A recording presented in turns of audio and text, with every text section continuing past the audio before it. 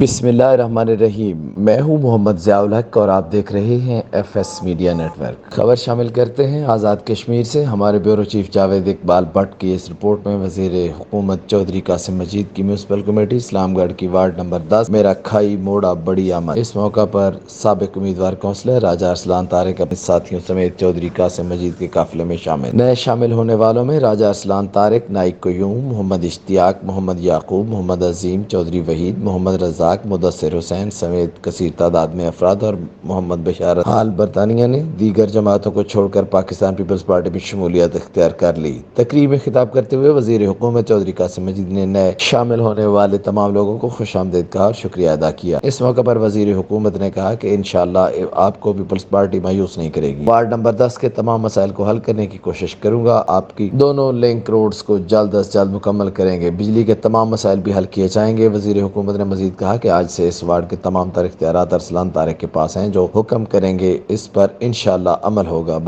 برادری کے نام پر سیاست کرنے والوں نے اپنی برادری کو مسائل کے سوا کچھ نہیں دیا۔ ہم نے بلا تخصیص کام کروائے۔ ہمارا مشن عوامی خدمت ہے۔ تقریب سے سابق امیدوار کونسلر راجہ ارسلان طارق نے کہا کہ چودھری قاسم مجید کی حلقہ کے اندر بلا تخصیص تعمیر و ترقی کے کام دیکھ کر متاثر ہوئے۔ وزیر حکومت نے حلقہ کے اہم مسائل حل کروائے اور اس متاثر ہو کر پاکستان پیپلز پارٹی میں شامل ہو رہا ہوں اور انشاءاللہ آئندہ الیکشن میں بھاری اکثریت سے کامیاب کروائیں گے۔ تقریب سے سابق مشیر حکومت چودھری یاسر ممتاز، کونسلر راجہ ظہور، کونسلر چودھری محمد عارف، کونسلر فیصل باولی، حاجی کفایت علی، ماسٹر محمد یاسین اور راجہ ارسلان طارق نے بھی خطاب کیا۔ اس کے علاوہ تقریب میں چیئرمین میونسپل کمیٹی چک سواری نعیم حسین روپیال، راجہ طارق ایڈوکیٹ، چودھری رخسار احمد بجاوڑی، حاجی محمد یونس ماسٹر محمد یونس، قاضی محمد احمد، مولوی ظفر، ملک تنویر سبحانی، لقمان لیاقت، عظیم نائب چودھری غلام فرید، کونسلر صاحبان اور دیگر نے شرکت کی۔ تقریب میں آمد پر وزیر حکومت کا پرتقبال استقبال کیا گیا۔ سبسکرائب کیجیے F S media network اور دیکھتے رہیے تازہ ترین تبصرے، خبریں اور تجزیے۔